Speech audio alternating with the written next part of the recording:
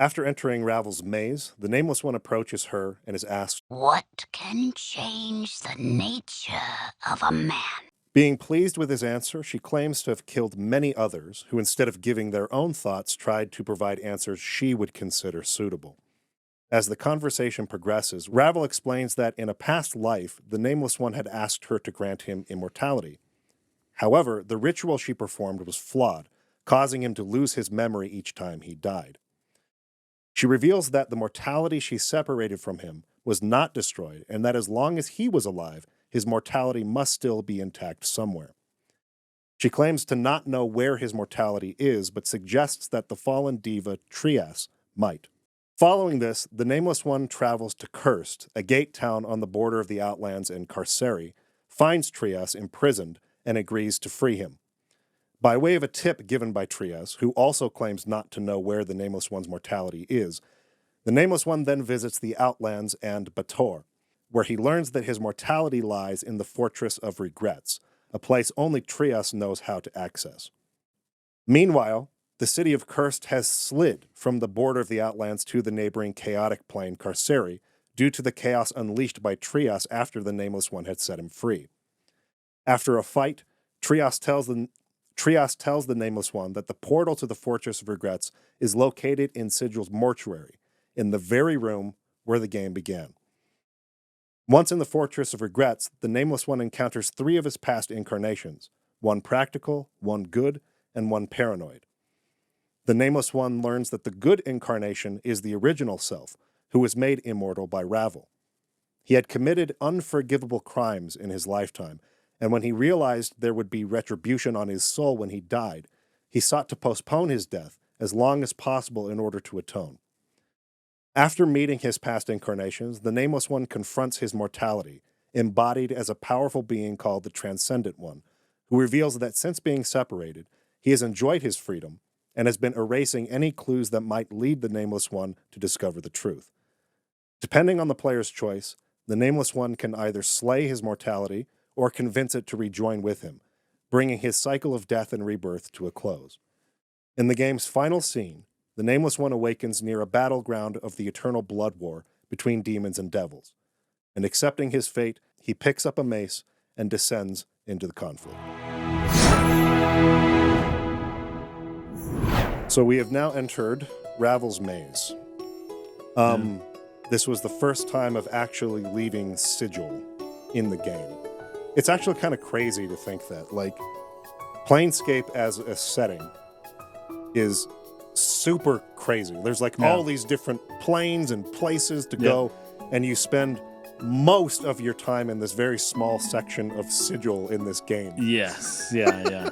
It's funny to use the world that somebody else created and just be like, no, I'm just gonna stay in this one little place. It'd be like Middle Earth, but then you're like, oh, just Bree. I'm just gonna everything's in Bree. That's like a good crossroads place. Yeah, right? whole game takes place in Bree. Like there's sick stuff happening everywhere, but you chose to stay in Bree. and then for the last small portion, maybe you could call this the third act, but as far as my playtime, it would have been like the last 10 or 15% of the game at most. Yeah, it's actually not long. Going out into like places of Planescape. It's kind of cool too. Each place you go, there's a little CG intro. Too. Actually, I don't know how the remake. No, they show those. Oh, okay, cool. Yeah, they're all boxed, 90s like CG. They were all rendered in like 4:3 aspect ratio or whatever. But it's cool. It's fun though. It's fun. Yeah. So we finally actually get out of Sigil and go to this maze. Well, I guess maybe technically it's not out of Sigil. It's wherever the Lady of Pain set up this maze to be. But anyways, after this, you actually go to Cursed and Carceri and Bator and other places. But it's just kind of funny how small the portion of the game is where you're actually out of this very small, localized place. I wonder if they planned it that way. I wonder if that just happened through development and they were like, hey, we have no time. The plan was to go further beyond that. Because they had less time, they could only do so much. And then ironically, even though the thing is called Planescape and the main focus of Planescape when you're playing the tabletop is the Outer Planes, you're only there for, like you said, 10 to 15% of the game, and that's barely where any of the juicy content is. But whatever makes for a good story. Hey, I mean, every now and then a game, due to its limitations, ends up exceeding expectations, Sure. right? There At you go. least in my case, right? And it's because they couldn't do everything they wanted to, that whatever they ended up doing, it was great. Yeah, it is what it is. Okay, so this is going to be, I anticipate, the longest part of our conversation. Yeah. There's some monsters and stuff that you can fight leading up to her, but Ravel's kind of there in the middle of this map. And this is where the very famous line from the game is uttered, what can change the nature of a man, right? So the introduction to her here describes her a little bit. It's interesting because we were talking about like Kesai last time, which is the daughter of Ravel, who I'm suspecting is, at least in her whatever race, right, demon, tiefling, whatever the freak she is like a somewhat attractive person who you would want to go speak to for long periods. At a brothel, for instance. Sure. Yes. And Ravel, and this is also just in part, again, I don't think the game looks very good even for its time. Like, I think the 3D models are just kind of messed up looking. But, but Ravel is jacked. she looks really freaking messed up. That's funny. But in order for you to like really progress in this conversation to where you want it to go, you have to sweet talk her a lot. Yeah. So you have to tell her she's beautiful, and you have to tell her how much you've missed her, and like how long you've been waiting to speak with her again. These types of things. But Night Hag is an appropriate moniker here. Which is funny though. It's all things. What you have to do to progress in this conversation with her is tell her what she wants to hear. Yes. That's so, exactly it. Yeah, she's leading you down this path. That's why I love it. I love it. Not even just from the story, but like from like the developer leading you into how you approach the question. Because the developer pushes you to sweet talk her and tell her what she wants to hear throughout this conversation. And then you get to the question, and that's exactly what you're not supposed to do. Right. You're not supposed to say what you think she wants you to say. Yeah. You're supposed to say what you really believe. And not that the game knows the difference. Right. But I just thought that was a really interesting sort of choice that they made there, to push you into saying what she wants to hear, and then for the key dialogue, no, you're supposed to say to do the opposite. What you it is pretty believe. Cool. It creates contrast, right? Yeah, for sure. Yeah. So she says here something that I thought was pretty interesting. Ravel's yellow smile widens, peeling back the folds of her skin, and so she it's like in Emperor's New Groove. Their description of, was it Yzma? Yes. Yeah, it's basically the description basically of this Night Hag. Such sweet words. You are already knowing the answer of your asking, my precious man. I scattered clues like caltrops, and these were my means of guiding you to my garden. I have feared it was you who had forgot I.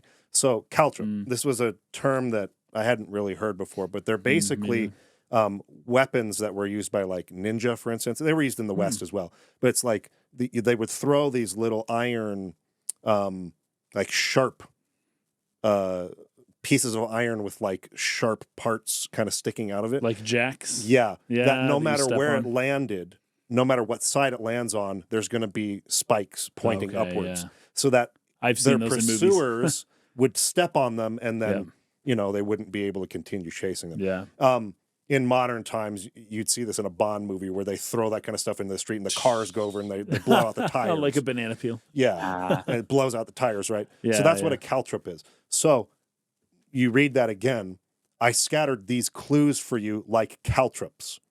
That totally changes the dynamic there of what she means by that. You Which start is funny. Framing, okay, I put the clues about your past, but they're meant to see. It's a totally different. It's very clever, because you'll think like breadcrumbs, like Hansel and Gretel, where it's like no, these were meant to hurt you. Yes, yeah, exactly. That's wild. They're meant to cause pain, right? Which I thought was just very clever writing. We've talked about this many times, but Avalon, who I'm suspecting is writing most of these like biggest kind of scenes. Yeah, you'd think. He's fantastic with these kind of witticisms. Yeah. And again, maybe you could call it a conceit, a use of a metaphor that illustrates a point really, really effectively. Yeah. This is just another good example of that. He may be too good for his own good in that nobody knows what a caltrip is. Yeah, I mean... So that would have... Maybe 1% of people who played this game got that. A line to walk between, is this term going to be common knowledge among our audience or whatever, but... Yeah. Quick Google search lets you know anything you want to know. There was Google in 99, actually. Yeah, internet search, whatever. Yeah. So anyway, that's what a caltrip is. I thought that was really clever, that line. Okay, then she says, "Why have you traveled so far? Your need must be great, yet you seem to have brought nothing that would interest me. You must pay for my services." Mm-hmm. No, that actually brings up another thing that I'm not sure what to say about this other than I think it's funny. Mm. Literally, it's always evil in Planescape Torment to demand that your services come at a cost. At a cost. Like anytime someone says, "Hey, can you help me out with this?" and you say, "Well, what's in it for me?" That's evil. That's evil. Yep, that's bad. Yeah, that's true. That that's is funny. evil. Like evil, not like selfish and maybe, but like these people are asking you multiple times to put your own life on the line. I know, to help and them. You just have to do it. Otherwise, you're evil. You're evil if you don't say, "Well, might there be something in it to incentivize me to put my life on the line for a stranger?" That's pretty funny. That's partly what I mean a few episodes ago when I mentioned that this game does have it has its own morality that is being imposed on you as you play it. Yeah. Like you have a lot of freedom to do whatever you want, but at the same time, the developers are kind of shepherding you along the way into, the ways that they think you should go. Sure. Anyway, so that's kind of funny, but that is funny. Divided in two you were when your mortality was peeled from you, no longer balanced, much broken in the separation, both a blessing and a mistake, but more mistake than blessing, Ravel thinks. Forgotten the how of it, so she doesn't remember how this was done because it was a long time ago. I mean, we're getting the context clues here now that this is probably centuries of time that this cycle of death and rebirth has been going on. Really, really, really long time. And even if I remembered it, I would never do it twice. Not forgotten the moment have I. After the break, seeing the pain stream from your veins, your cries like a wailing child, every bit of your being filled with emptiness. Terrible even for these eyes. So it was so messed up what happened, even Ravel was like, that's too messed up for me. That's saying something. she like eats people in her maze. That's too much. That's too much pain. That's not no person should have to go through that. So I liked this line too. This is referring to the way that he attracts tormented souls, right? Oh, yeah. So she says, "A lodestone pulls iron to it, and so do you, my precious half-man. But it is not iron, but tormented souls. As others suffer, they are drawn to you, and your path becomes theirs. Do you not see them in the eyes of those that have traveled here with you?" So that's actually the symbol. We talked about this a little earlier. It's kind of on his shoulder that the Davis tattoo guy put there. It's the symbol for torment. Right. Right. That's like the main tattoo that he's got. We'll probably come to this a little bit later when they talk about his name, because the tattoo has something to do with that. Right. Yeah. Yeah. So the reason for that tattoo, the reason for torment is he's literally like this lodestone, magnetism. Like a magnet. For tormented souls. Yeah. They just can't help but like come journey with him. Multiple times. Even if they knew his previous incarnation. Yes. And didn't love how everything ended up, they can't help but follow him again. Yeah. In his current one. There's several characters for that. Yeah, in Dakon's case, that's because he's bound. He made a freaking vow to do that, and he can't be released from it until one or the other dies. Yeah. But in Mort's case, which is the more interesting, he just kind of keeps coming back to him. Even though he's been afraid of him in previous incarnations, he's been like, he knows he's done some messed up stuff. Yeah. Mort seems to keep coming back. And that's very interesting. I mean, I think they allude a little bit to why. He had freed him from the Pillar of Skulls. Oh, yeah, that's right. So yeah. I think he felt indebted to him to some degree, but for how many lifetimes? You know what I mean? Like, what is it that keeps bringing Mort back, even when previous incarnations were like super, almost like abusive to him and whatnot, right? But Mort's just got this, I don't know, this nonchalant sort of like way of going about all this. Yeah. And he kind of laughs it off or makes jokes. But like, why? Why is he compelled to continue freaking like coming back to him? Well, he says something. This comes towards the very end of the game when the Transcendent One kills your whole party. Yeah. And then Mort isn't dead. He's just playing dead. Yeah, I thought that was that's so funny, right? so, that was the greatest freaking. Again, he is such a perfect foil because the game gets real serious there towards the end, and it's like the perfect time for Mort to just like relieve some tension. Like, I'm not actually dead. I listened to that whole conversation. I actually am dead already, but I'm not like I'm still here. Right. So he can't kill me, really. Exactly, but that's kind of my point, is that Mort has his own way of being immortal. He is immortal. Yeah. And what he finds to do with this boredom that accompanies immortality is accompany this guy over and over and over because interesting things keep happening to this guy. And you're not going to die. That is a really so good you point. just keep like attaching yourself to this other guy over and over and like, we'll see what happens here. It's almost like the dreaming 1,000 dreams thing we went over last time, but he's just kind of doing it vicariously through someone else, the nameless one. Like, I wonder what kind of person he'll be this time, and I wonder what kind of crazy stuff will happen, and how he'll friggin' suffer and die this time. And I'll just kind of like go around laughing about it. That's a good point. It might just be a way of staving boredom more than anything else, maybe for him. But all of these people are attracted to him. All these people who are going through torment. I liked again that use of a metaphor, the lodestone, right? Well, there's almost a promise along with him. There's a and this is just typical archetype stuff that's happening here. But there's like a promise within the nameless one that is like, I don't know. Well, when you bring up the attraction that people who are tormented are attracted to him because he holds some promise within him of something more, right? And this is typically how stories go.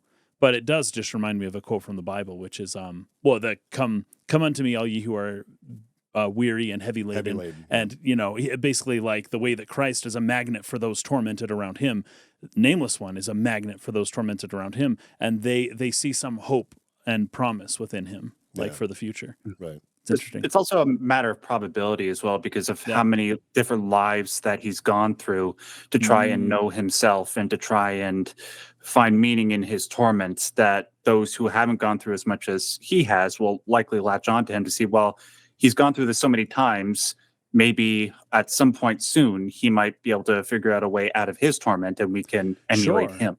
That's still similar kind of thing with the Christian story. But that way it's like, if he can do it, we can do it, right? Yeah. Because and Nameless One is basically consigned himself, like, I can never be forgiven for what I've done, but I'm not going to just like give up. I'm just going to, we'll see what happens.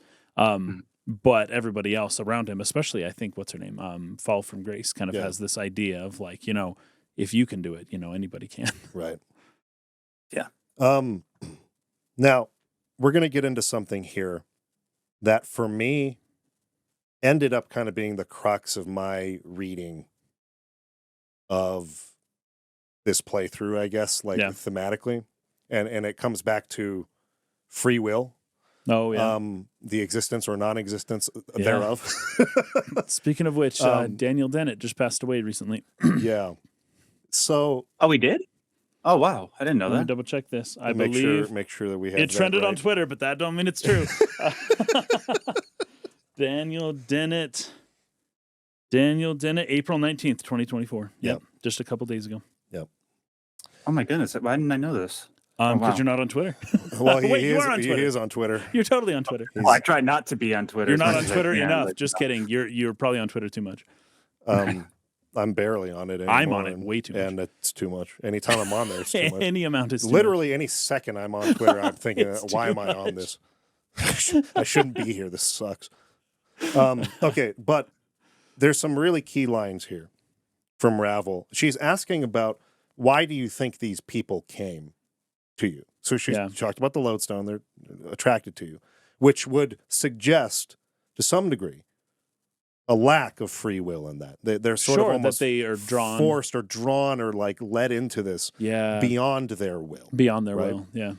So she nods slowly, her grin fades, and they travel with you willingly. My choice in the conversation was they choose to walk my path with me, as I said. Who wouldn't want, because he's trying to sweet talk, who wouldn't want to come see you? Yes, that's right. But she interrupts that. Choose or chose? A dangerous word. Is it so? The succubus, she turns. Well, I kind of skipped some. She talked about Dakon. Well, Dakon's only here because of the vow and whatnot. And she talks to Mort and about this skull and things like that. He has some back and forth. He gets upset, doesn't want to listen to her anymore, which means she's probably hitting somewhere close to the truth. Right. But she gets to Falsum Grace. Did she have a choice? Mayhap in her smooth-skinned mind of soft silks and hard truths, maybe choice. But no, a sensate must experience all, and to refuse to come, not a sensate would you be. Still no choice. So she's guided there, not necessarily by free will, but by the fact that she is a sensate, and that sensates, their ideology is to seek out these. And that was actually your pitch to her to join you in the first place. Right. It's like, hey, we're going to do crazy stuff. Like, you're never going to see the world like you do when you follow me. Right. And then she ends up being like, okay, like that aligns with my philosophy. I'll come with you, right? So, true. Ravel then says, the Tiefling, the fiery one, no choice at all when you feel instead of think. This was really interesting because your emotions are governed outside of your conscious thought. Yes. That's fascinating. Yeah. That's a good one, yeah. There is little room for choice. Anna makes no response. Ravel's mere presence seems to have silenced her. Her tail has stopped flickering, however, and her eyes have lost their hard edge. So I want to talk a little bit. But when you buy that too much, when you buy the absence of free will, then she kind of turns it back around on you and says, aren't you just using these people as if they're tools that don't have agency? Because if you buy into it like, oh, yeah, they're basically just not. They don't have a free will. And then she says, well, then you are just using them. But who says and that then you say, using them that you're actually, that's actually free will either? No, it doesn't matter. That's true, but it doesn't matter whether or not he thinks he has free will or not. It's the way that he thinks of others, right? Yes. Where it's like, you have no free will, and if you agree with her, like they don't have free will, then they become like not people. They become tools to be used. Right. And then you get to say at now. directly in front of all of them, you have to say whether or not you're just using them. Yeah. Because were you to take their will out of the equation, that would essentially be the case from a utilitarian perspective. Right. And it's funny how she kind of like plays both sides, which this game's really good at. Really good at. So I wanted to talk a little bit about Robert Sapolsky. Have you heard of him? You did bring him up recently. It's Sapolsky. I always pronounce that Sapolsky. Robert Sapolsky. Yeah, but I can't remember anything. In regards to free will. So he's a neuroscientist who totally thinks it's absurd that anyone could come to the conclusion they have free will. That they have free will. Again, I must lead into this with the caveat that I do just know this because we are having certain ideas does not necessarily mean we espouse those ideas. They just make the broader topic we're talking about more interesting. I think this leads into this in a really fascinating way. Yes. So I don't want to read this whole interview, obviously.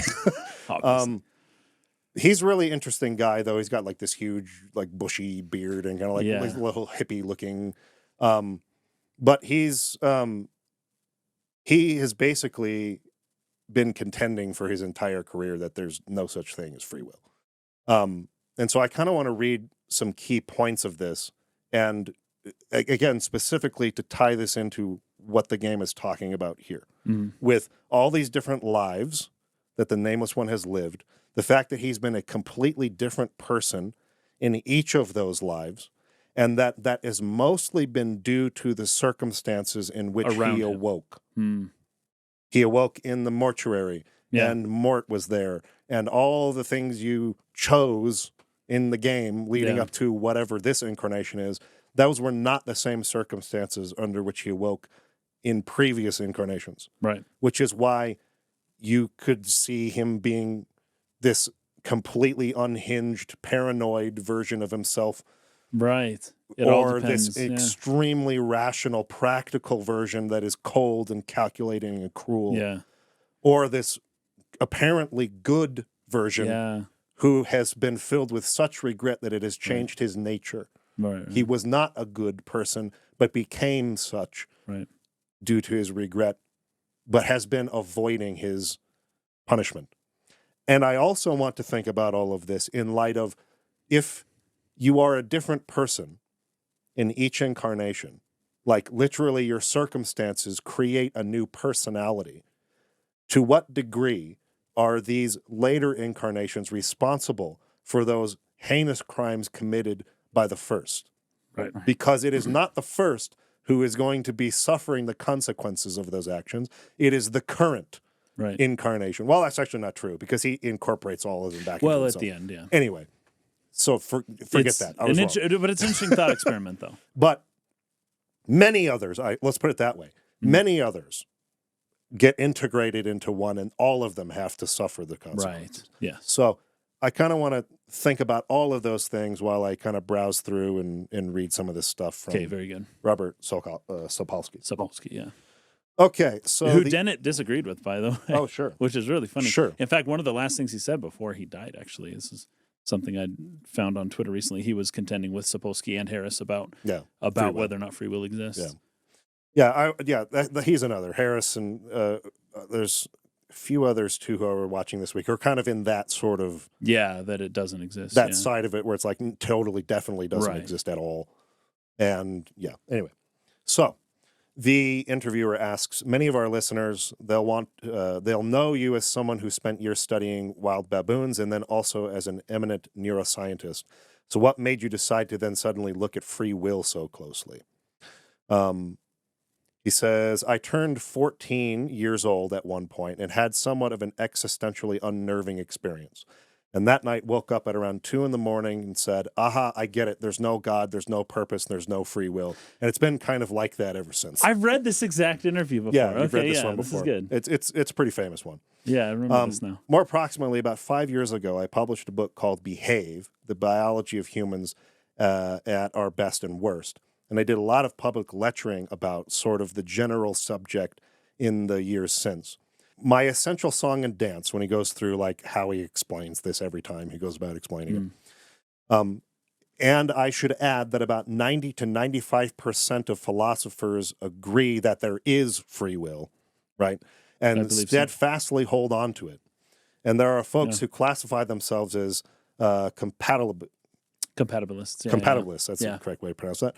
Which is to say they're willing to admit there are things like atoms and molecules and cells out there, but somehow, despite that, can still pull free will out of the hat in their thinking. It's called emergence, that whole thing, where the larger collection of these things holds qualities that the individual atoms don't themselves hold. That's emergence, Right. So that free will emerges from this collection. That's the argument, In terms of my orientation, my basic approach, you look at a behavior and someone has just done something that's wonderful or awful or ambiguously in between in the eyes of the beholder.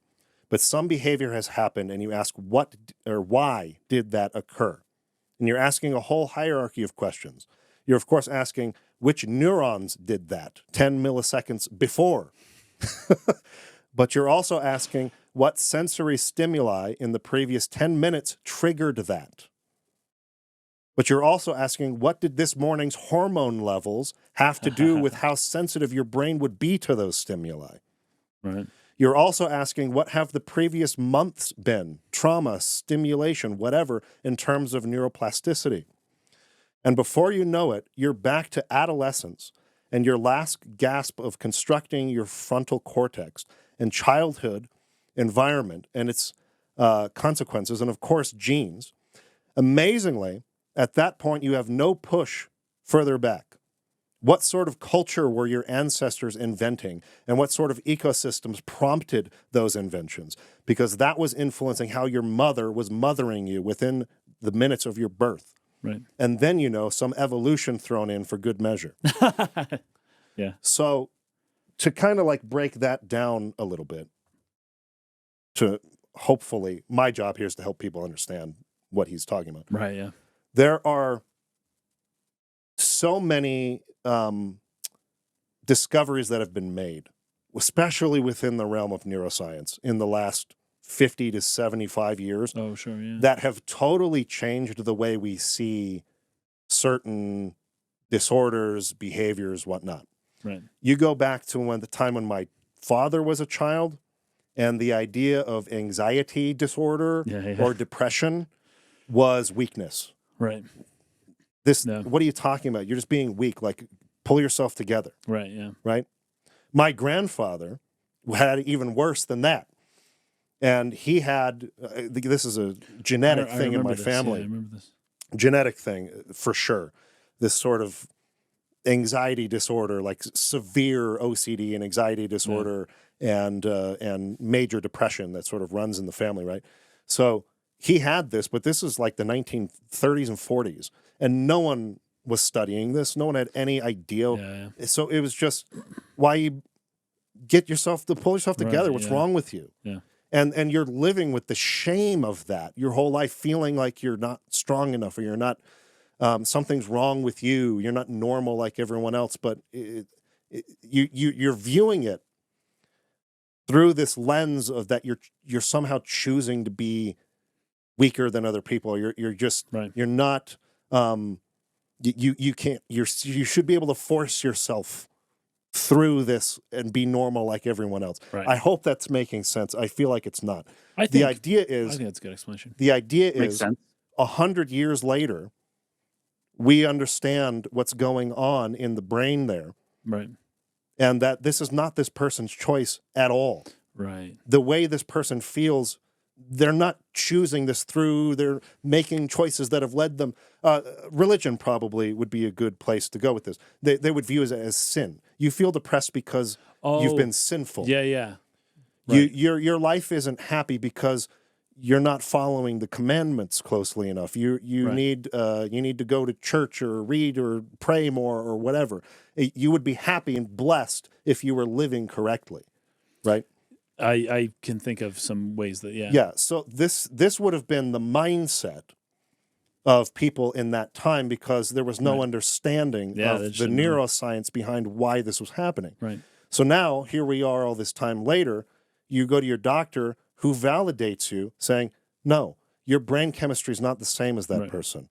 That's why you feel this way, even though you have more than this person. That's something that I really have struggled with. And I'm in a time where we understand this better than ever before. Right. Where it's like, I have this severe depression that comes on me. And I go, but why? Like, I haven't suffered any horrible trauma. I haven't, had any like terrible things happen to me. My life is generally good. I think anybody else looking on it from the outside would look at my life and go like, there's nothing to be sad about. And the guilt that would come on me for that. Right. Like, Almost what makes is it worse. wrong with you? Why do you feel like this, right? It's not a choice. Right. It's not something you're doing wrong that is making you feel like this. It's just a part of this extremely complex brain that you have, that its particular structure and chemistry is not ideal for the state of happiness, the state we call happiness. So you need some therapy or some treatment in order to help you get to a level to more where you would be, maybe on a more even playing field with what you would call maybe a more neurotypical brain. You're right, yeah. Right?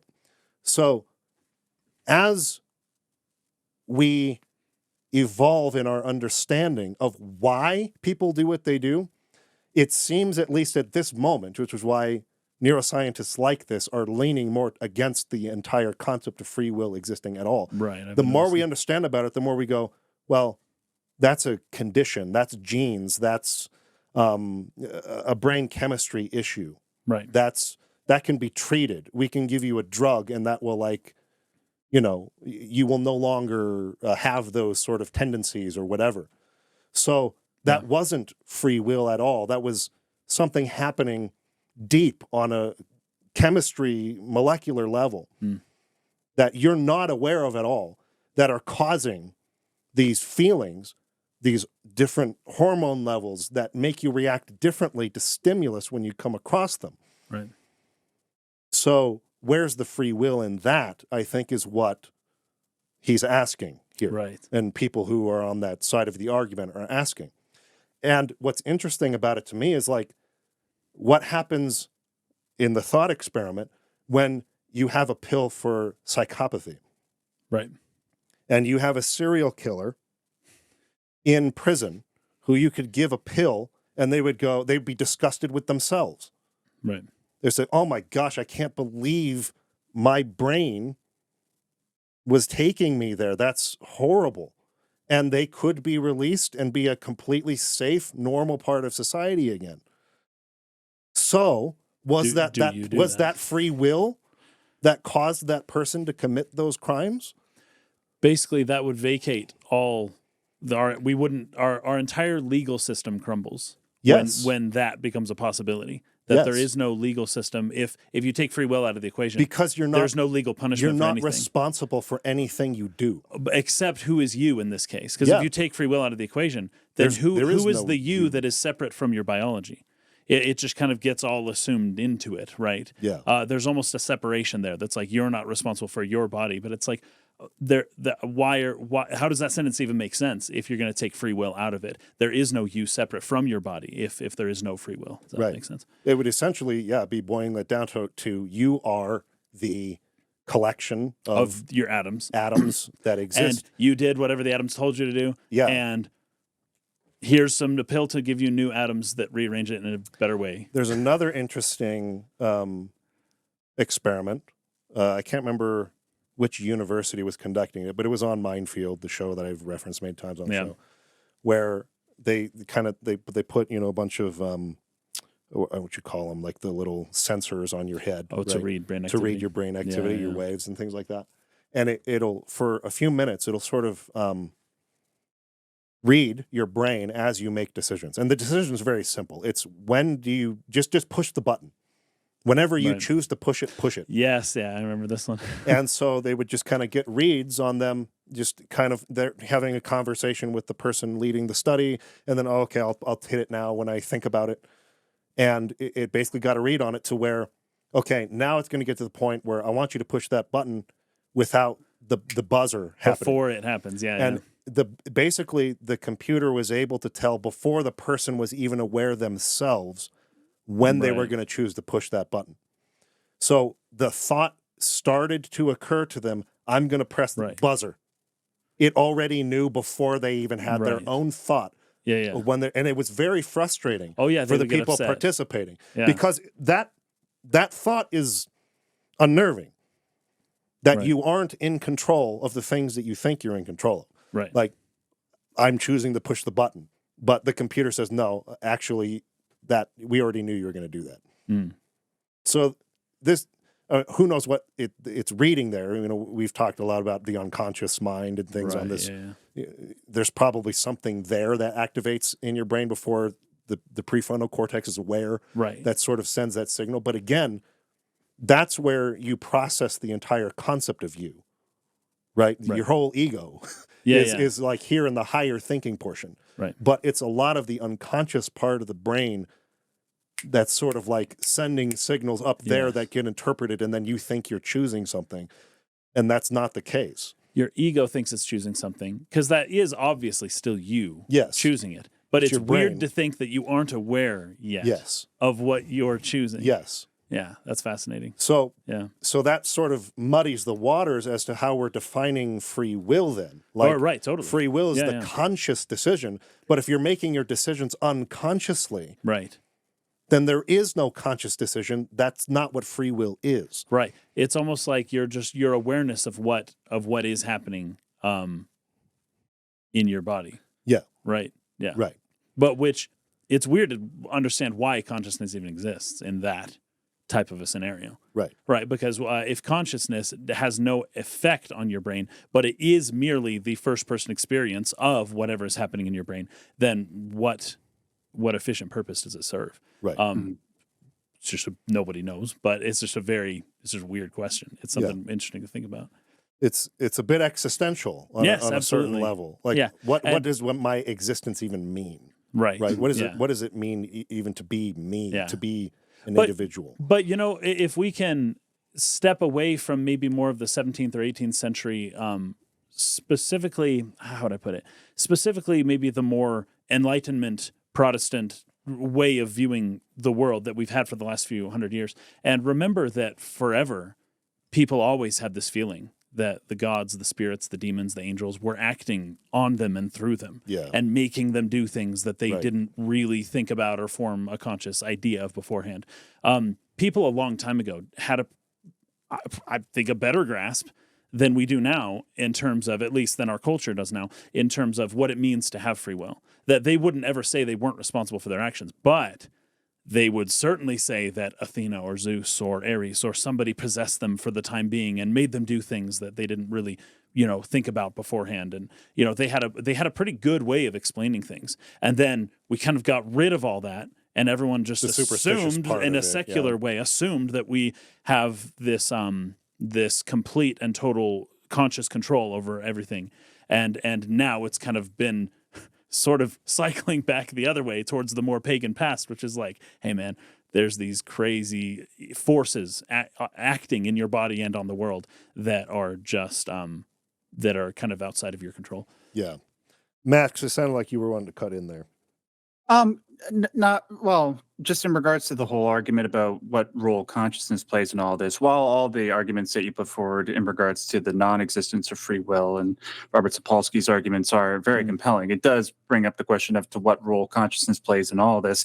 And there's a lot of interpretations, like even the pessimists, I think if you were to ask the Dustmen in this game what they think of the existence of consciousness, they would say that it was a cosmic mistake that should have never happened. I've heard that theory, Yeah, and that would just exacerbates everybody's pain. But it can also be the source of the greatest meaning. Maybe by using consciousness to make the unconscious conscious, to make those unconscious processes that supposedly control our every action available to our conscious ego, then maybe that is the role that consciousness is. Maybe it's to eventually get to a point where the human race can make everything that is unconscious conscious. If that makes any sense. I like that actually. You know the NPC meme? Yeah. Oh, yeah. There's a way in which there are a lot of people who just, they are controlled by their appetites in an obvious way. Mm-hmm. And it's probably most people. Yeah. But then there are also those who seem to be able to do what Max is talking about, to make the unconscious more conscious. Maybe not completely, obviously not completely, not perfectly, but more so, right? Yeah. To maybe repossess a little bit of that. I think that's what Fall from Grace is actually a good example of. She's somebody who's been trying to overcome all of her unconscious impulses, her unconscious nature for so much of her life, and she's done a really good job of it. But even throughout the entire time that we've known her, we have the sneaking suspicion, as does she, that at some point that unconscious nature is just going to completely take over her entire conscious ego and make her revert, So it's a constant battle. Yeah. Yeah. I really liked this part of the interview. I think of everything here, like this is probably the most important part that I wanted to read. So they've been kind of going over the difference in how they would have viewed certain things like schizophrenia. 200 years ago, old Hellblade Son of Sacrifice, great example. Sure, 1,000 years ago. They want to banish this person. They're possessed. They're demonic. All these things, right? Right, which does harken back to what I was saying about the gods and demons, right? Exactly, possession and all that. Yeah. So so he says the real challenge is to think back to somewhere, I don't know, 400 years ago. There's a very learned, reflective, compassionate, empathetic, introspective, smart guy who's some sort of judge or something. And he believed in helping the underdog.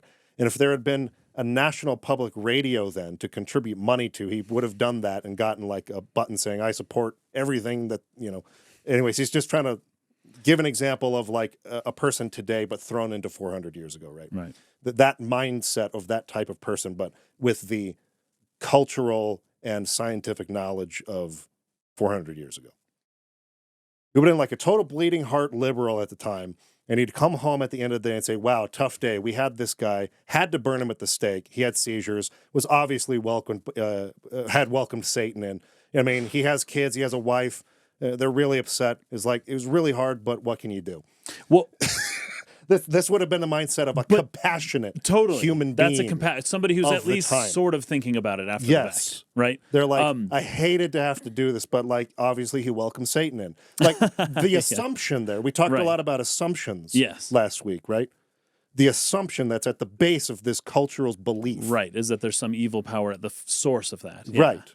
And then you skip forward 400 years and you go, the guy was schizophrenic. Right. But think about it from 400 years ago. What could they do for a schizophrenic person? Nothing. Right. Nothing. Right. And that person would cause issues with their society. Sure. They didn't have like they didn't have a pill, they didn't have a choice. I don't think that they could lock them up I'm forever. Actually very against like looking at history from this sort of modern lens of condescension and judgment. Yes. Like, because exactly what you're saying. Right. Like there's certain advancements in thought that come with advancements of science. Totally, yeah. Where this person should not be condemned because that baseline assumption, like we said, is hugely influential in, again, how you make decisions. Right. You could be the same kind of person today, same exact temperament as far as the way, your compassion towards people. Right. But you today would have a very different outlook on this situation than you, same exact person, without today's cultural influence and knowledge. Completely. Yeah. In that time, Very you would different. not have made the same decisions about how this person should be punished. Totally. which agrees with his entire point. Right. It's not free will that is guiding how you make those decisions. Yeah, you would just be a different person if you grew up in a different time. Right. 100% true. Yeah. And that's if no not regardless of time. It's weird. That's true just of the cultures of today you grow up in. Yeah. You grew up in the United States, you grew up in some other country, you grew up with this religious belief or that one, within the same country, different religious beliefs. Right. Or no religious beliefs or whatever. Those things have way more influence on the choices you make day to day than you think. Whatever you think you're thinking, like, oh, this was my idea. Like, really? You've read 1,000 books. You've listened to 1,000 podcasts. You've listened to the radio. You've heard 1,000 songs. You've watched 1,000 movies, and you think you came up with that idea by yourself. Yes. Really? Right. Yeah. Right. So, but nobody wants to. However many years you've been on this planet, every single day, influenced by all of those different influences you're talking about. Right. And the infinite number of ways in which a different person, under the similar but not the same, even remotely circumstances, right, with different parents, with different tastes in music and movies and books and media, with different hobbies, with different group of friends, and you expect that those things are not primarily what dictate how you make decisions, and not this ego thing in here that you think is really the one in control and pulling all the levers. Now, okay, you go first. No, I'm going to take it back to Planescape Torment. Okay, so if you have something to say first. Well, the last thing I was going to say in regards to this conversation is that we go back 400 years. We're burning people at the stake for things like schizophrenia and being possessed. Obviously, he allowed Satan, and we had to kill him. What kinds of things in 400 years from now? Oh, yeah, they're going to think we're stupid. Are we going to realize these people aren't making choices? They are being influenced by their brain chemistry, by all kinds of things that we now can identify that we had no means to. Right. And they're not actually culpable for that. And in fact, we can treat them in a way to which they will no longer have those behaviors or tendencies. Right. So at what point? But that's assuming that things keep going always in the same direction that they're going. It could easily be that discoveries happen also the other way, to say that the more we find out, the less we're sure that you don't have free will. Right. But you just don't know. But I guess the entire reason for bringing all this up is to tie it back, like you were trying to do, into the game. The legal argument is where this all gets I mean, very hairy. Okay, so let's just walk through that real quick. Yeah. There's a person, some kind of serial killer, who came through your town and killed your parents or wife or something like that. Yeah. And they are now on trial. And the defense comes out and says, no, they have this condition, this mental illness. What they call plea to insanity or something like that. Yeah, we have this mental illness that we actually have a treatment for. Right. We have been distributing the treatment. The person no longer has these tendencies and they were not responsible. And we can prove they were not responsible for their actions. And they therefore go through the process of proving that. Right. Where does that leave the victims? All of society. Yeah. Survivors, I guess. Right. The survivors, the widows, those who lost somebody. Right. Where does that leave them? Now, in our current thinking, in our current cultural thinking about free will, this seems unthinkable. Right. We can't just let this person go. Someone has got to.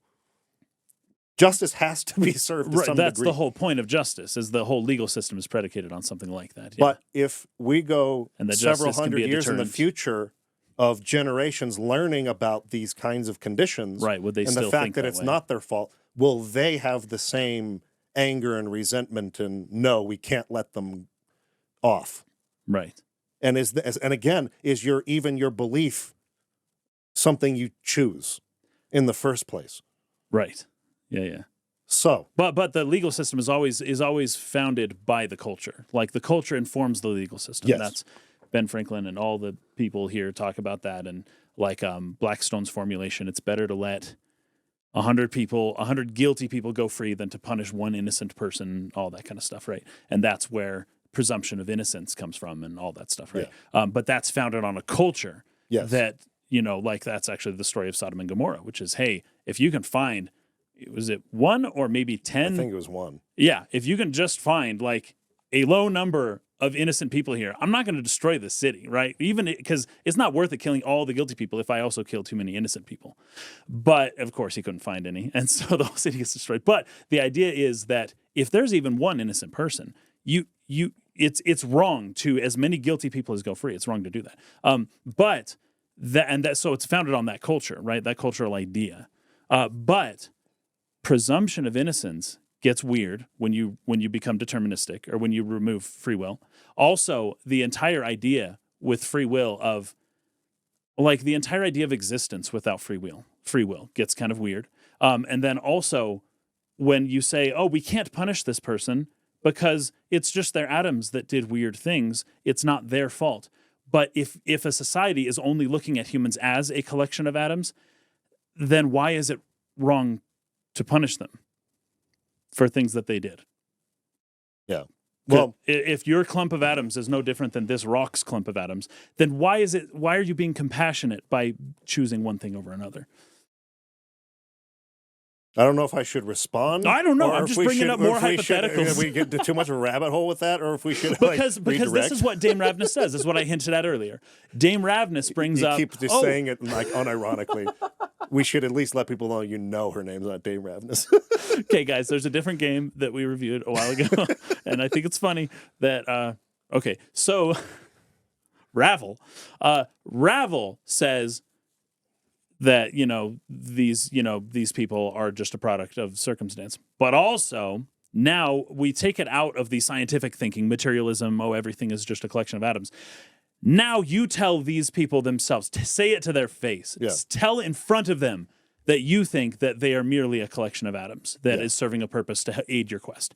right? And that's where things get weird and very different, because all of a sudden, when you're convinced, like, yeah, free will might not be all that we think it is. Oh, but you're totally a person, and I would never think of you as a collection of atoms. But also, I'm theorizing that we're all just kind of collections of atoms, and none of this really matters. Oh, but you matter, and it gets strange. So she turns the tables on him and says, okay, then are these people all merely just tools to you? What did you answer for those? Oh, it was more because for me it was more or less like, I don't know if I actually copied that. These are all very important. These are my friends. Yeah, these are my friends. These are all I very think that's important the same people. answer I gave, but yeah. But given what she has just said about I'm doing nothing but chemical reactions firing, so it doesn't even matter. It gets weird when you pull that into the world of sociality. When you have to deal with other people and other ideas, and the whole society has to get along together, founded on some assumption, right? And so. But now those assumptions have already been made, and there's no flipping the table on the entire foundation of the society's assumptions about the self. So even if you do believe that, you're not going to get around very long talking with people as if they're not exactly an individual. So you kind of have to play into the culture anyways. Yeah. Well, but even for if society, you don't believe it. Exactly. So that's the question now. Are we now lying when we say, no, these people are important to me, or we're just, but if we're accepting that, what is it? The billiard balls just knocking into each other, the materialistic kind of framework. But then we just dive right back into it by saying, no, you're important. Well, I think as two things can also be true. No. So a person could come to what they see as an epiphany on this particular subject. Right. Actually, that makes a lot of sense to me. That helps me realize I shouldn't feel guilty about a lot of things in my life. That gives me some breathing space and ability to heal as maybe a means of talk therapy, whatnot. But I mean, foundationally, from the time I was a little baby, I've been told that this is what a person is. And I don't know if you can just entirely shake that. No, you can't. Even if up here you might think you have unlocked a new way of seeing the Matrix, like you're always going to be tied to that. Yeah, I mean, there's almost no undoing some of that sort of training of how you think. Right, but I mean, there's a very literal neural pathways that have been made, and those are not easy to break and change. And when I talk about the world of sociality, I'm also talking about future generations, right? Or the way that we see each other can break down over time. Maybe it doesn't happen right away, because I was still raised thinking other people are, important. But, once you say, well, what is important to me? And, it's based on whatever assumptions I have about whatever values are ranked above the others. And that no one's any different from me, and it doesn't, there is no right or wrong or anything like that. Through time, that will destroy a culture completely. Because unless there is nothing to hold sacred anymore. This is not important. I don't know why. We could probably stop this. We could probably just drop it. But I wanted to bring it up because we'll talk about this, the two of us, some other time. Because Ravel is like, okay, then how do you answer about these other people? Yes. So the question of free will being asked to yourself makes sense. Where things get really weird is when you start to question that of other people. Do you have free will? Does someone else have free will? Yeah. Mike, does Mike have free will? Yeah, do I have the right to ask another person if they have free will? But not even asking, just to start assuming. Because once you get there yourself, then it's like, he's an NPC. And this guy's a sheep. And they're all sheep. Yeah, this is something that actually happens, and it definitely colors the way you start. Well, your assumptions about other people and the way you treat them in response, and the way to you that. treat, and that's why I'm saying it's a social problem. Yeah, even if it's scientifically true, it introduces a social problem. When you talk about the pill to cure psychopathy, it's almost like, but we'd all have to become psychopaths to get that. So it's like distributed psychopathy. You'd have and then you cure the one guy. Again, it's like you'd have to take a whole generation of children away from their parent and cultural influences and like force them into we're all atoms and like so that they don't and therefore see how that goes. Yeah. and so that they don't therefore have these assumptions color how they start treating people like NPCs, right? And introducing those cultural problems. I'd be curious as to how that experiment would end up. Again, this is totally unethical. There's no ethical way of approaching retraining everyone how to think about it. Right. That's just something that happens with time. Yeah. And each generation sort of slowly rejects certain things their parents assumed in favor of things we're finding out now. And so you just kind of have to let that process play itself out. Exactly. Anyway. The whole point of this exercise is not to answer the question, but to get people to think about it. Yeah. To what degree is he culpable for what happened in the past? Right. To what degree is he culpable for what's happening to him right now? Like, just think about that stuff, right? That's the whole It's point, worth thinking about. Is think about it. Now, this brings us to the $1 million question. Because perhaps you have another question for me. I kind of liked how the whole game is basically you asking questions to people, right? Yeah, totally. Yeah. And then she's like, "No, it's I get to ask questions now. I'm so tired of you. Every time you come here and ask questions, it's time for you to answer my questions." Yeah. So he's like, "Okay, fine, I'll answer your question." So perhaps you have another question for me. Yes, the third and last question is this. Suddenly you're gripped with a terrible realization that this final question has murdered many others to whom it has been asked. You know what it is, and you know it's welling up within you, and you feel compelled to ask it.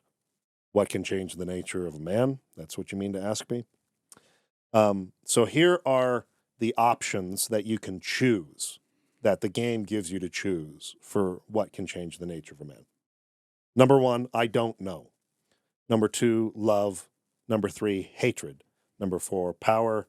Then we got greed, betrayal, death, regret, age, suffering, success, the plains, you, as in Ravel, a beautiful woman, or nothing.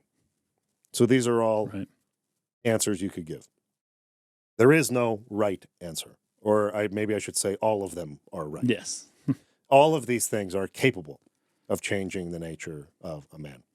I think that in the context of the game, they're very heavily pointing to the fact that the first incarnation's answer to that would be regret.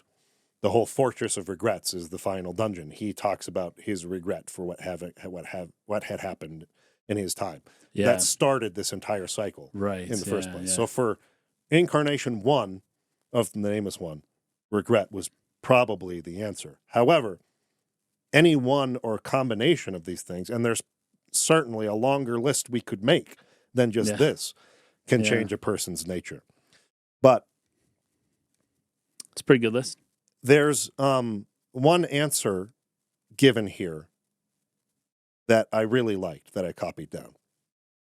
If there is anything I have learned in my travels across the plains, it is that many things may change the nature of a man, whether regret or love or revenge or fear. Whatever you believe can change the nature of a man can. That's the world founded on belief, yeah.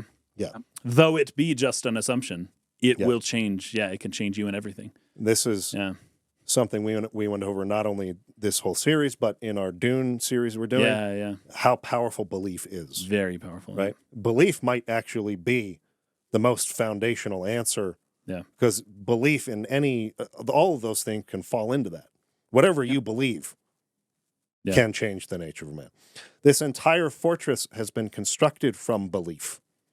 Belief damned a woman whose heart clung to the hope that another loved her when he did not. Right. Once it made a man seek immortality and achieve it, and it has a posturing spirit, meaning the transcendent one, thinking that it is something more than just a part of me.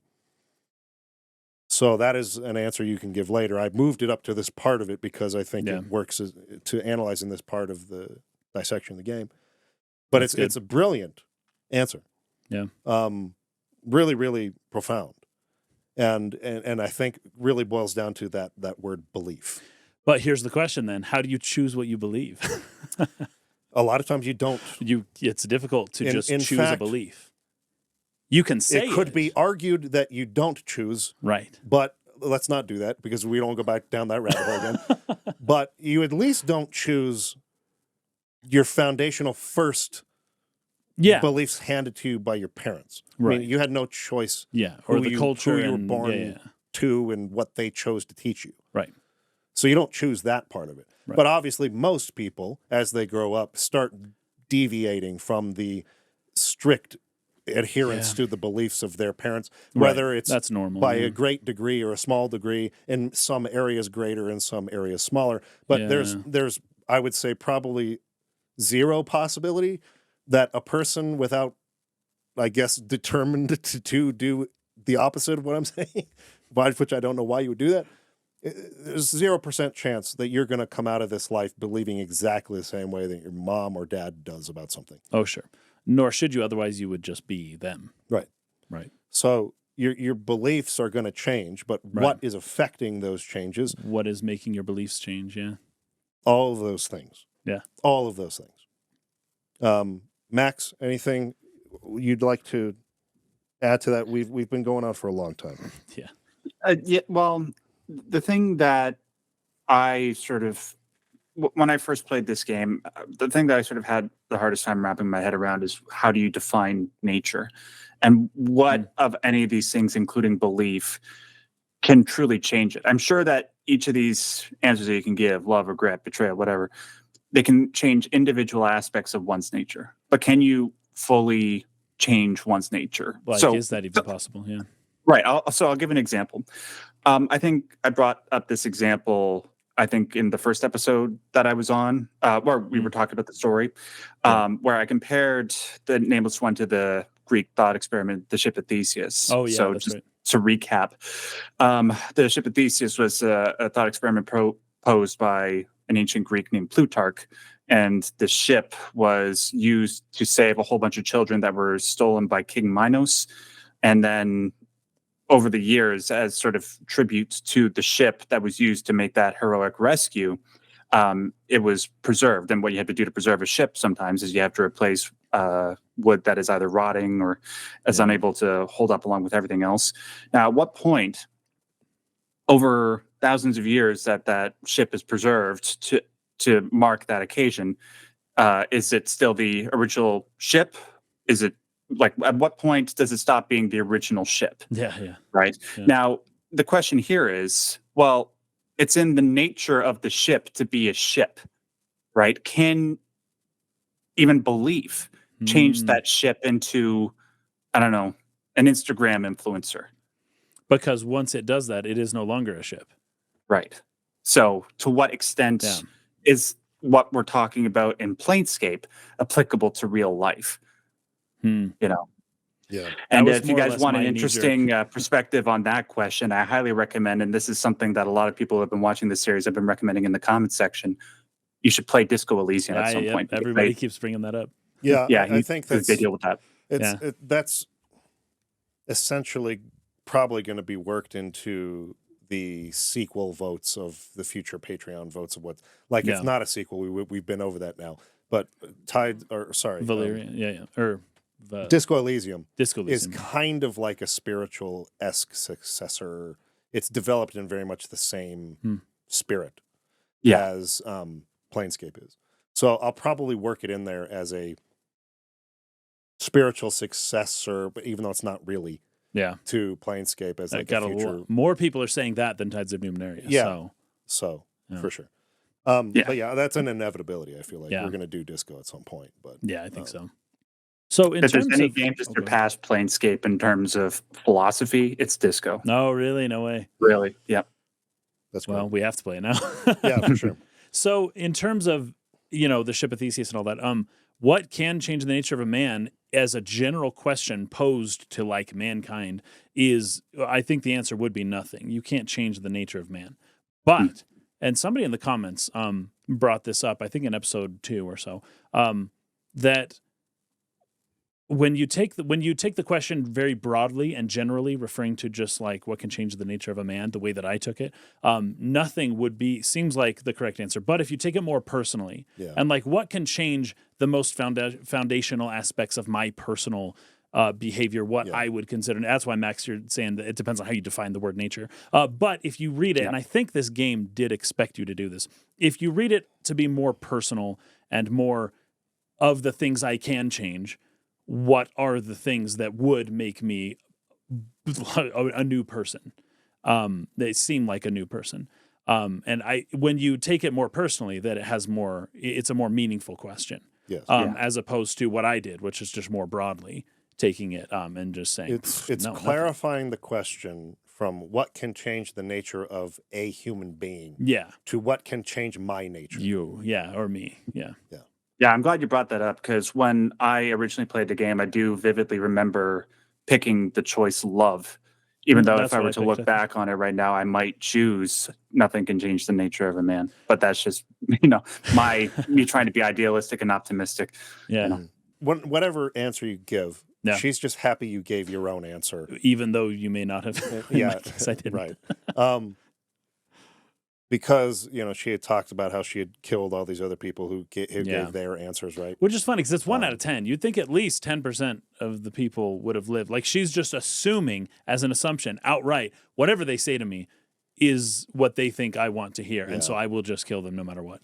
Yeah, because she says here, countless times has the question been asked, and not once did the pathetic shells who came before me answer with their answer, but always sought to creep inside my mind and what I thought.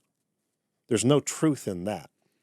They gave their free will up. But here's the great response from Nameless One. This is one of those things I think you might only be able to do with a certain level of intelligence or wisdom kind of thing. Yeah. I don't believe you, he says to her. In fact, I don't think they ever could have answered you true, even if it was true to them. And then she falls silent at that. And she's kind of being wary as she watches you. You never cared about any answer other than mine, ever, did you? You yet still you asked the question, knowing that no matter what the answer was that they gave, they would die by your hand anyway. Yeah. She says, of course your answer was the only one I sought, for you were the only reason I ever asked the question. Did you think I cared for them? Did you think I even cared for a fraction of the amount of them? A fraction for them. Sorry, let me read that again. Did you think I even cared a fraction of the amount for them that I cared for you, my precious man? Answer me that.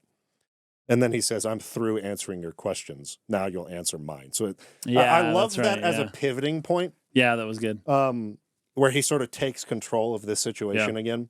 She lets him. He points out her own hypocrisy in that particular thing she said there about, no, they never answered me, with truth. Yeah. He's like, no, you didn't care. You just about assumed them. that they didn't. Yeah. Well, that was her base assumption of other humans, as that they lie. Right. They don't say what they think. They say what they think people want to hear. And that was her assumption on how humans act. And the moment that she admits that, he's done with her. Yeah, that's I'm done talking to you now. Yeah. You're not worthy of my time. You're going to answer my questions. I liked that sort of retaking of power. Yeah, I thought that was interesting too. It was powerful. Because she does come across as being, I don't know if wise is the right word, but knowledgeable from many, many, many hundreds of years of life and conversations and, that type of wisdom, not like the wisdom in the light that we tend to look at as being like this, maybe, word I'm looking for. The positive light where it's like, oh, this person has this beautiful view of life. Right. They're very wise in this sense. Yes. Wisdom in the sense of just like having a really sound knowledge and understanding of people and society, even if that bends towards a more of a cynical view like she has. So it paints her out as being this type of wise person, but then you realize that she's just as faulty in her thinking and fallacious in her thinking and hypocritical in her thinking. And it's like, oh, the whole illusion behind this powerful night hag is broken. Yeah. I'm not answering your questions anymore.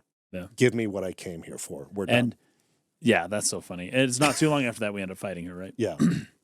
And again, not even because you want to. It's just like, we don't really want to. I just want the knowledge I came here for. Now I'm going to leave. Well, and she doesn't want you to leave. She's not going to allow you to leave, right? Because we have finished the game at this point. The reason being is because the what's it? The enlightened one. What's the name of the transcendent? The transcendent one. The transcendent one is kind of breathing down her neck, and she knows this, and she is going to fight us, pretend to fight us, and pretend to die, so that to try to throw transcendent one off of the trail.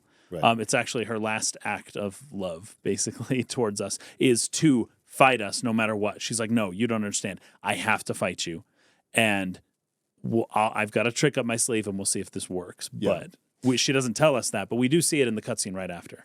Because as the transcendent one admits to at the end of the game, it's been going around and basically erasing all of these clues that would lead the Nameless One on these constant sort of where's my journal? Where's Farad? Let me learn who I am all over again, right? All these clues that are left behind for him in order to regain the knowledge of the past incarnation and sort of go back towards the goal, which is destroying or what's the word I'm looking for? Incorporating again. Reintegrating? Yeah, reintegrating. Thank you. That is actually the word I was looking for. Reintegrating the mortality. The mortality, the transcendent one, does not want this to happen. So he's going around destroying clues. Yes. And so one of those, a really good clue to destroy, would be Ravel herself. Yes. If you can't get to Ravel because there's no more Ravel, you're pretty much stuck. There's not too many other places you can go to find out. I have to get to a place called the Fortress of Regrets. Right. And in order to get there, I need to do this. Right. You don't even get that far without Ravel pointing you in the right direction. Right. So he shows up to do that. And she was pretending to have died. Yeah. To hopefully throw it off so that she could come back and continue to be that person to give you clues when you need them. Right. When you inevitably die again. But he doesn't fall for it. And they fight for real, and he kills her for real. Yeah, he kills her. So it's kind of pivotal that this be the incarnation in which you figure this thing out, because without Ravel, there's not a lot of hope that there still is. There's still characters you could go find and talk to, but there's not too many of them left. The idea is that those holes are being closed with each incarnation, and it's becoming more and more difficult, not only to remember, because the memories... eventually in this cycle, you get to a point where he'd be nothing left of the guy, just a husk, a zombie with no recollection of who or what he is at all. But the actual sources of information are also being destroyed over time. And so then the transcendent one will get to remain free, and the nameless one will become essentially a zombie, and he will just die and be reborn in whatever ways forever, and no reintegration will ever happen. So that's what the Transcendent one is trying to do. Yeah. We are leaving Ravel's Maze, and we're heading towards Cursed. And I don't have much to say about the place itself. You have to do a bunch of quests so that they can give you the key so that you can go to Cursed Prison to find Trias. That's really the whole point of it. Yeah, and what's it called? Incarcery? That one? Carceri is the oh, that's the new world. The plane. Okay, yeah. So Cursed, that's where the city kind of slides into. Yes. Yeah. So Cursed is in the Outlands, and it's a gate city that leads to that plane of Carceri, which is one of the lower planes, one of the 3 lower ones. I think it's the chaotic lower plane, if I'm not mistaken. That's right. But because of what Trias does, all the chaos he unleashes on Cursed after freeing him, it slips into Carceri. Yep. And the only way to help everyone's like, this sucks. It was already bordering on this. It's already a pretty chaotic town. Yeah. He didn't have to do that much. He just kind of had to light the match. Right. And the whole place just ignited. Yep. Just give the town a little nudge out of the door into the next plane. But again, talking about belief being what shapes the whole planes, the way that you fix this problem is trying to instill some order and get people to believe in something a little higher, and more orderly than what they're going through, and do some good deeds, and that they should be doing good deeds for each other. So it restores their faith in humanity, as we millennials like to say, to put it back into the place where it was before and get it out of Carceri. So that's a very interesting concept. That's kind of as far as the plot goes, that's what happens here. Well, it's depending on what people in a city believe about each other, about their baseline assumptions of the world, your city can literally, it can figuratively, and maybe literally, enter a new. It can fall a level in the world, and this is like I'm talking about the real world right now. I'm not talking about Planescape for sure. It literally can drop you down a little bit closer to hell. Yeah. And or maybe a little bit higher up, depending on what people believe. Yeah. That's 100%. why it's been such a big deal as to what people believe for so long, even though it sounds like none of your freaking business. Yeah, and it's why so many people want to control beliefs. Through belief. Yeah. That's what happens here. But the notes that I took were mostly with some of the really good dialogue with Trias himself. So he talks a little bit about who he is. Is this afterwards when we you go into the prison and he's like chained right there. He's standing there. And he's like, oh, if I was stronger, I could have beat you. And it's like, yeah, right, dude. You never could have beat him. But there's some really great lines here. First of all, the voice actor is John Delancey, who plays Q in Star Trek. Oh, no way. Really popular in this kind of super nerd type media. Yeah, with the ethical conundrums. Yeah, Star Trek likes that. So I recognized his voice right. I was like, it's fetching Q. Nice. Not that he talks that much. There's not that much voice acting in the game. No. But he says, I'm Trias the Condemned, once a general of the hosts of the upper planes, now languishing in a fetid bubble below the most wretched of gate towns. Falls from Grace is, of course, I think you'd technically call her a demon, right? So demons and angels are meant to be... They're interchanged, right? At odds with each other. So even though she's not the typical demon, she's literally the opposite. Yeah. He's also kind of the opposite of the typical angel, as we'll come to find out. So she's sort of abandoned her true self, and he has done the same. Her nature. Her nature is the word I should have used. Yeah. She has abandoned her nature. He has also abandoned his. Right. And so we're going to explore a little bit why that is. But she says, a diva, yet those chains do not seem to bind him so much as smother his mind. So these chains that are holding him are not like physically chained to some piece of steel that he can't break in that sense. That's not what the chains are. And Dakon says, the chains do not hold him. Belief chains him. Yeah. Such a good line. So his belief has he basically set up his own prison. Yes. Through his beliefs of what is and isn't possible and what should or shouldn't be done. Yeah. And now he's boom. What is imprisoning this character are not physical chains, but beliefs. Yeah, totally. Which is just a really cool concept. That's a very interesting concept. So he needs to free his mind. Yes. Free your mind. Bend the spoon. There is no spoon. Yes. So Nameless One can ask, how did you get here? The people of this town, traitors all, know nothing of truth and beauty. They cannot tolerate it. They lured me here and chained me. Mortals do not possess the perspective that allows them to grow the strength of character to rise above desires, as I sought to teach them. So he's some diva, angel. I think at some point there was somebody in the comments who had said something that in the original Planescape setting, like game rule book, they referred to these as angels and demons, and there was backlash. The Satanic Panic in the 1980s got them to change. I didn't realize that D&D ever actually catered to the 80s kids' moms. They definitely did. Well, at least to a certain extent, they caved in a little bit. Yeah, they're okay. We won't call them demons. We'll call, what does this language refer to as a demon? Dabus. It's very different.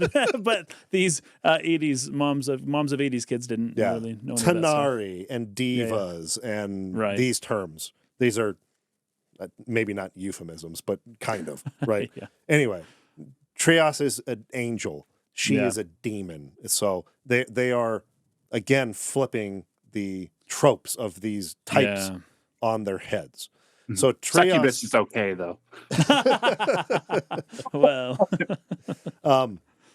Okay, so how did you get here? I already read that. So Falls from Grace breaks in suddenly. What are your views on the Blood War?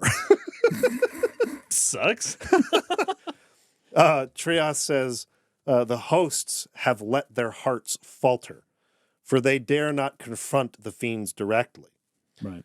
Where is their spirit, their love of purity? My lords direct the war from afar, manipulating the fiends into costly battles with one another, giving them weapons and filling their minds with knowledge of how to hurt each other more effectively, so that they might not look up and see our golden fields. Very interesting. I like this character a lot. It's a proxy war. Yes. The yes. What's it called again? The Blood War? It's called the Blood War? The Blood War. The Blood War is a proxy war fought by the powers that be who manipulate like marionettes. Planes. Yeah. Yes. These people down here. Yeah, it's crazy. So they are turning the planes, the evil planes of order and chaos against each other, right? Mm-hmm. In order to prevent them from looking against up. them.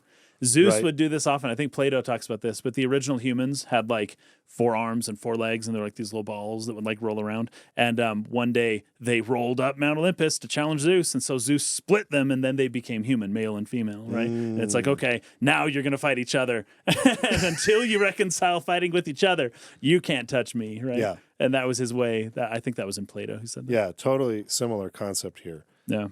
So Trias is sickened by this hypocrisy, conceit, whatever you want to call it. He's like, we shouldn't be instructing demons on how to more effectively sure, war, cause suffering and torment. And, we should be trying to eradicate the planes of their kind altogether and purify everybody. Would that be the compassionate thing to do? Interesting. A thought. Interesting. So the Nameless One says a little bit later that Ravel... Anyway, so this is like, I guess to end that thought, this is Trias's holdup. That's the reason he's not in the upper planes right now. He came down, and at least according to him, I'm not sure if he's lying about this particular thing. He lied about a lot of things. But so an angel, that lies a lot. Anyway, according to him, he came down here to try to teach these people about goodness and order and selflessness, and what they did instead was chain him in this dungeon. Okay. Of course, he's not actually literally chained. It's his belief that's chaining him. So he's chaining himself. Gotcha. So what part of what he's saying is true and what's not, I think, is probably left up a little bit to your own interpretation. Okay. I think he possibly had come there to do the things he said, but he's also coming there because he wants to raise an army against the heavenly hosts. So it's not purely, pure intentions in that. Yeah. So it's all to be taken with a little bit of a grain of salt. So you end up having to go retrieve his sword, which is being kept by another character in the prison, and you can use that sword to cut the chains and let him go free. In doing so, he gives you the knowledge that you want, which is this character, this lovely character who's one of my favorites in the game. What's his name? Fujul Forktongue. Oh, yes. Yeah. I can't remember his name, though. Fujul Forktongue, who he had made a contract. He was tricked into a contract with Trias, in which he agreed that he would have to do good deeds. So he has no choice. His free will was taken from him. Right. Now, again, if we're talking about... Because he's all grumbling talking about religion and particularly maybe what we're most familiar with in the West, Christian theology, free will is like very much a key. Free will is like a huge... Although not Calvinism. Sure. I don't think. That's... Anyway, sorry. We don't My need point to is... split hairs. Trias is tricking people, demons, into contracts that take away their free will. This is the very embodiment of the fallen angel, right? The character of Satan, right? Who wanted to take the free will, right. away from and force people rather than So. Trias is in many, many ways displayed here as a fallen angel, right? But he's going away, taking away agency when he was just, begrudging the hosts above who are, instead of doing what they should be doing, they're like instructing these demons even more on their destructive arts. Yet he's going around to his own ends, betraying the very same principles. Right. Extremely hypocritical in that sense. So, but before we go to him, you can encounter Valor before you leave. In fact, I think you have to recruit him here if you're going to at all. Very interesting character. You guys have any notes on him? No, other than he can join your party. On Valor? Yeah, on that character or anything that he says there. Well, first thing that stuck out to me when I came across him, just as you recognize Q from Star Trek, I recognized him as he's Keith David. Yep, Keith David, and he very famous voice actor. Top 5 coolest voices on the planet. Well, I agree. It was a sick voice, but what else has Keith David done? Oh, many things. He's in Mass Effect. He's in all kinds of stuff. Oh, I mean, most video games that you've probably played that are like from like Western RPG developers, he's probably in there somewhere. Oh, interesting. Cool. Most famously to me, he was the Arbiter in Halo. Yeah. But he was also in The Thing. John Carpenter's The Thing. Anyways, Valor. Nice. I have seen that. Sorry? I have seen that. Yeah, nice. So Valor, he's a part of the Mercy Killer faction, which believe in distributing justice above all else. Much like with Coax Metal or Coax Metal and the Doomguard, the philosophy of the Mercy Killers is pretty easy to dismantle, as you can do here with Valor and his perspective. It's basically he believes that law and order are the things that you prioritize above all, and you sort of submit yourself to it like it's a god.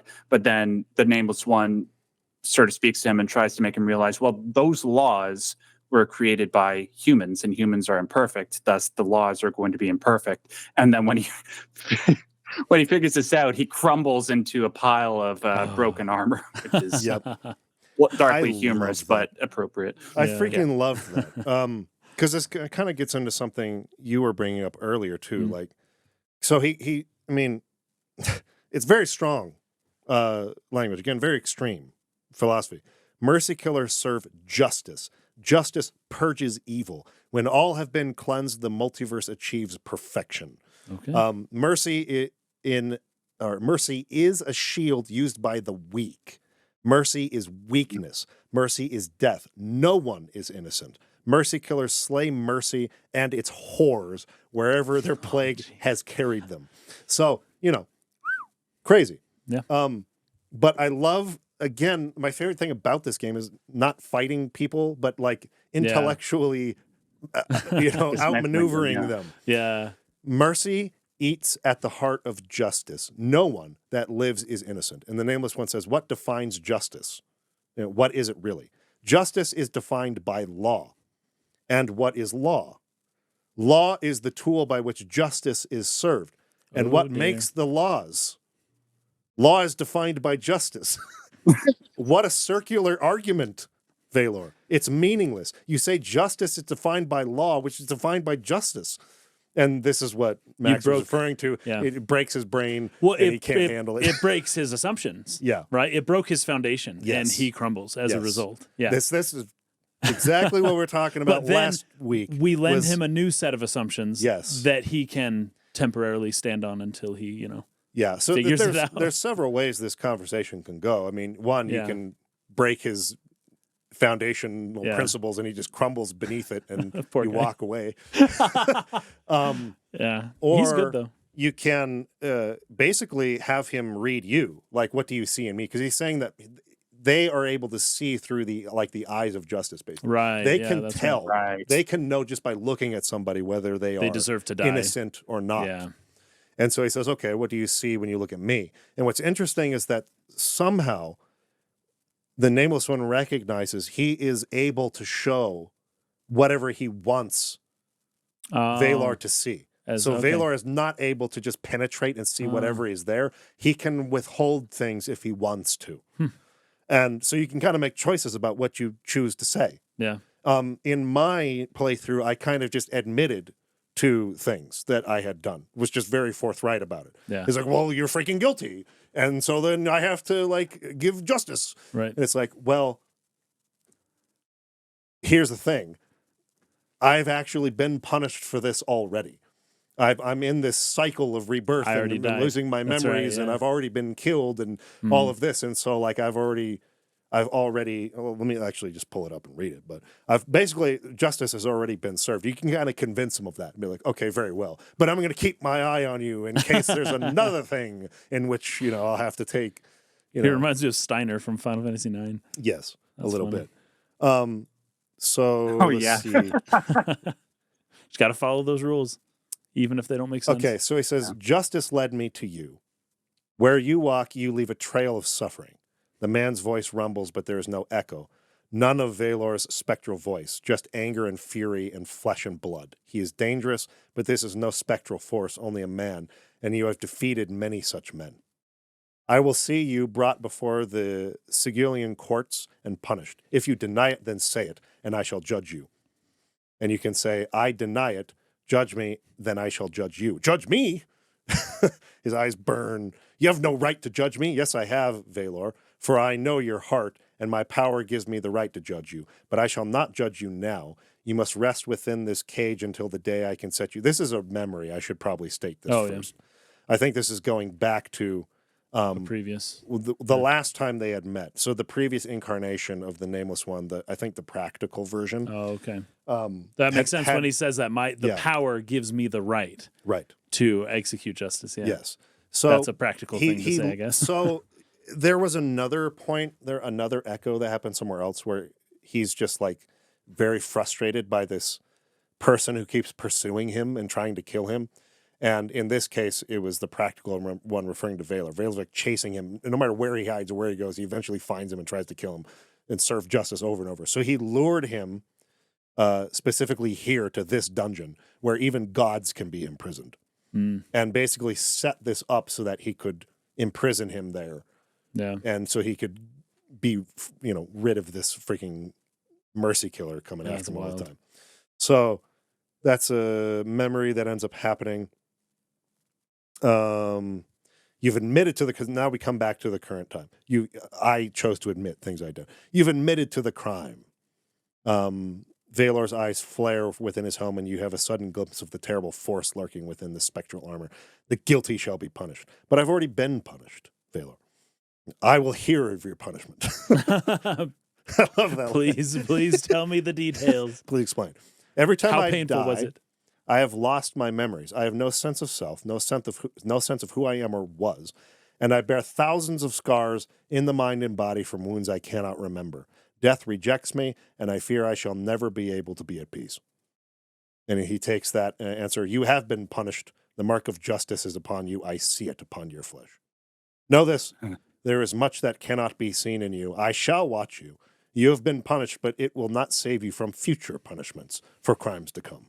So everyone at some point just gets punished. There's no... Yeah, that's funny. Yeah. I mean, it's part of the philosophy he admitted there. Right. Like, nobody's innocent. Right, yeah. Nobody. And so we just go around looking for the time you make a mistake, and then we punish you.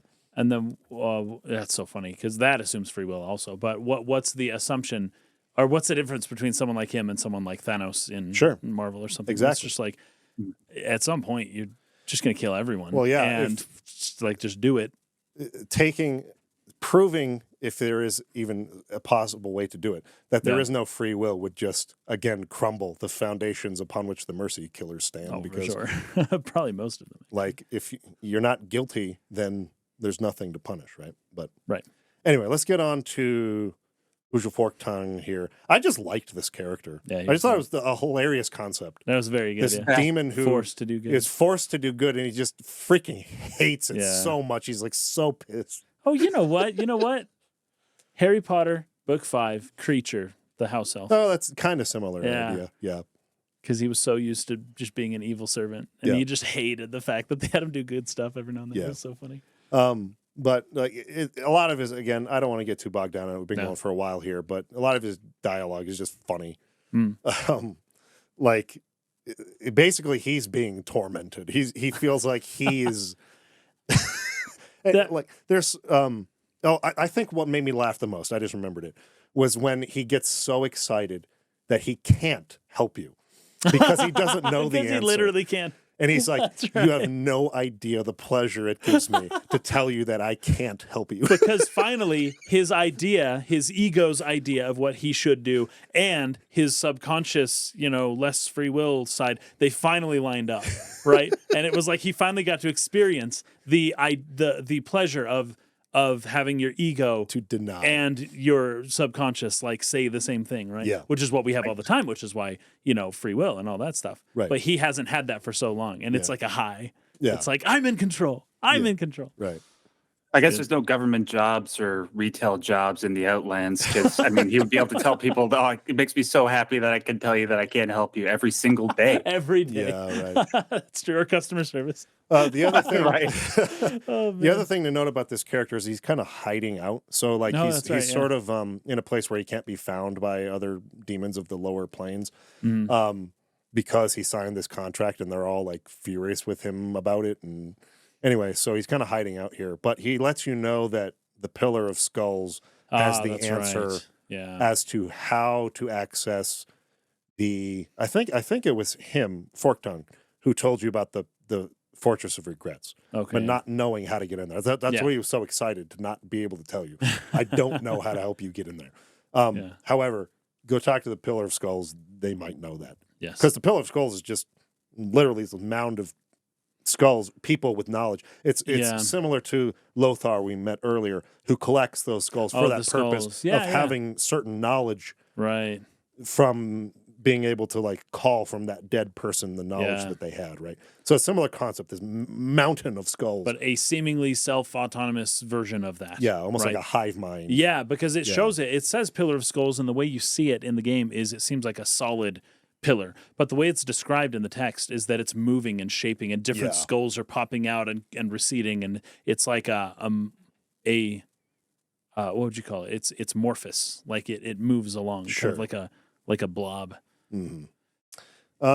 So yeah, this is in Bator, which is the order, the lawful evil plane. Yeah. So you go there, you talk to it, and essentially it leads you back to Treos again. It's like you're gonna have to go talk to Treos. He's the one who can actually tell you how to get into there or whatever. But the pillars see Mort, and they're like, you belong here. Yep. Hey, Nameless One, it's a nice skull you got there. Can you put him back where he belongs? Right. And I think you can, right? You could give him Mort. I can't remember. At least that was an option. It was like, yes, go ahead. And I believe that's the lawful thing to do. Is like, rules are rules, buddy. You're supposed to be here. Yeah. So back with you. Or you could do what you should do, which is like, screw you, I'm going home. But as soon as you do that, the skull calls all the demon legions, and those gorditosos. Those big dudes, yeah. Like Cassandra, or was it Cassandra? No, Casanova. Anyways, I can't remember his name. But those big guys, right? They're freaking pain. They all chase you basically the whole way out. I did really like, though, that in exchange for knowledge, you have to make some pretty big sacrifices. Yeah. Sacrifices to like your stats, like your character stats and things of that nature. Yeah.